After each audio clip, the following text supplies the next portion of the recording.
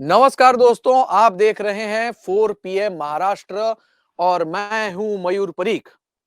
महाराष्ट्र से एक बड़ी खबर सामने आ रही है। इंडिया इस विपक्षी गठबंधन में शिवसेना का कद, शिवसेना की ताकत और शिवसेना का रुतबा पहले के मुकाबले ज्यादा मजबूत और बड़ा होने जा रहा है। इसकी बड़ी वजह यह है कि 30 अगस्त और 1 सितंबर को मुंबई में इंडिया की बैठक होगी, जिसका यजमान पद यानी होस्ट जो है वो शिवसेना पार्टी रहेगी। सिर्फ इतना ही नहीं, 30 तारीख को जो डिनर होगा उस डिनर को भी होस्ट करने वाले नेता उद्धव ठाकरे होंगे। कई लोगों को इस बात का अचरज लग रहा है कि शरद पवार जैसे चाणक्य और कद्दावर नेता होने के बावजूद ठाकरे आगे बढ़ रहे हैं और उद्धव ठाकरे ने बीजेपी के साथ दो हाथ करने का पूरा मन बना लिया है और अब इंडिया के साथ में वो, अगर कंप्यूटर की भाषा में बात कहें तो पूरी तरह से सिंक हो गए हैं। इसके राजनीतिक मायने कितने हैं?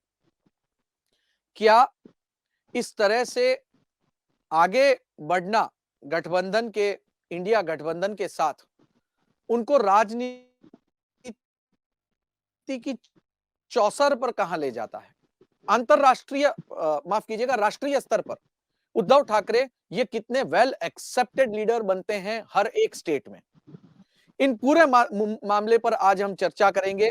हमारे साथ आज एक विशेष अतिथि जुड़ रहे हैं, श्री जयंत माइनकर जी। जयंत माइनकर जी महाराष्ट्र के वरिष्ठ पत्रकार हैं।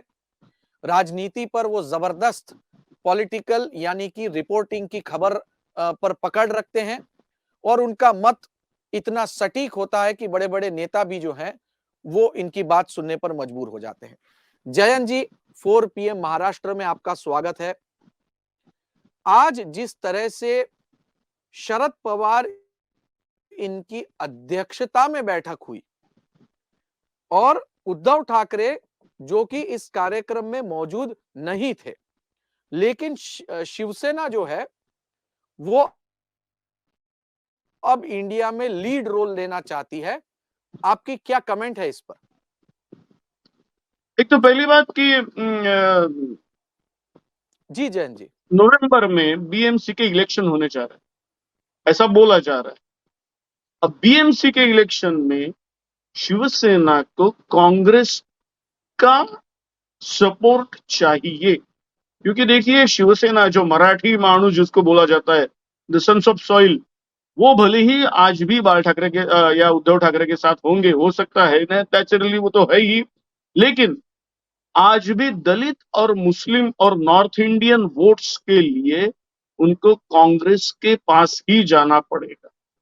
और कांग्रेस के और शिवसेना के वोट मिला के, और साथ में राष्ट्रवादी का तो वैसे कुछ मुंबई में कुछ ज्यादा नहीं है, तो अगर ये दोनों पार्टियां साथ में रही तो ही बीजेपी के जो दावे हैं, हम तो बीएमसी में सत्ता में आएंगे, उसको तहस नहस किया जा सकता है।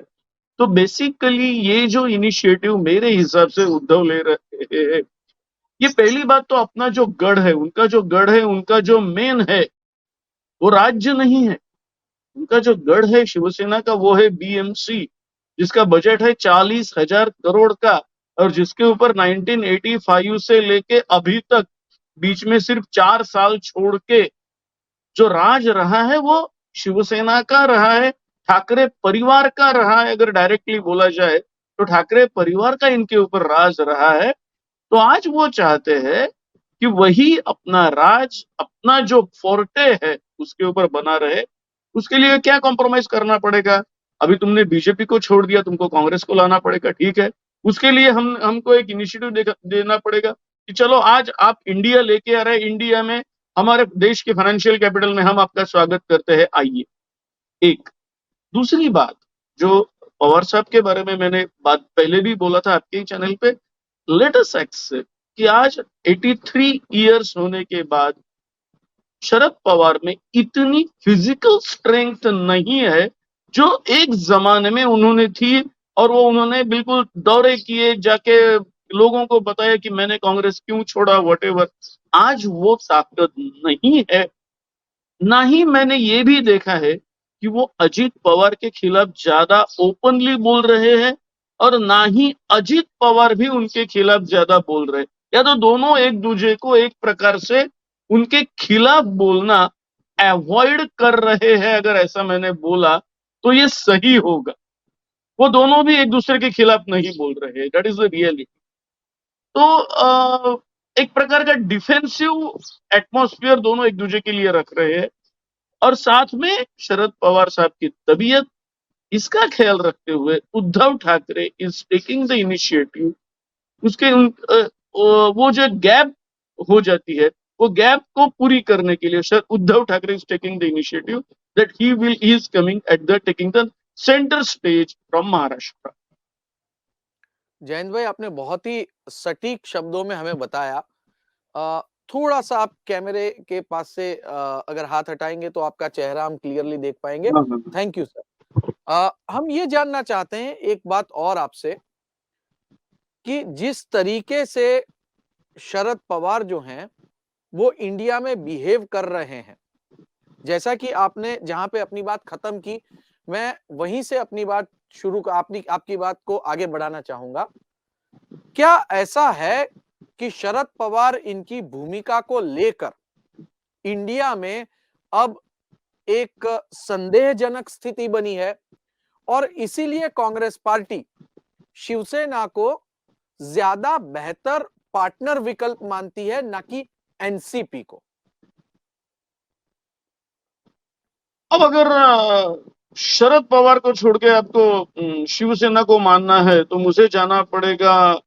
मुझे उन शिव सैनिकों का अभिमान है जिन्होंने बाबरी तोड़ी है, बाला साहब का इटरनल स्टेटमेंट 1992 का।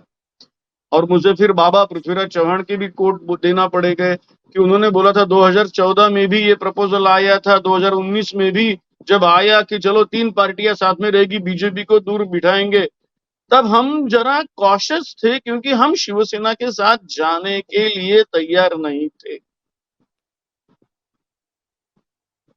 शरद पवार का बैकग्राउंड भले ही कांग्रेस का रहे, लेकिन एक रियलिटी है, शरद पवार ने जिस प्रकार से नेहरू गांधी परिवार को 1999 में जो तकलीफें दी है, जिस प्रकार के सोनिया गांधी को प्राइम मिनिस्टर नहीं बनने दिया, या तो उनके फॉरेन ओरिजिन का इशू ज्यादा बड़ा किया, उसके लिए जिम्मेदार कोई सुषमा स्वराज, कोई उमा भारती, कोई बीजेपी नहीं है। मेरे हिसाब से वो इशू बड़ा करने के लिए एकमात्र आदमी अगर कोई जिम्मेदार है तो वो है शरद पवार। यही उन्होंने जिस प्रकार से किया, इसके ऊपर एक दिल में आज भी एक बुरी भावना, एक तो एक प्रकार की ठेस रखने वाले कांग्रेस के कई नेता है।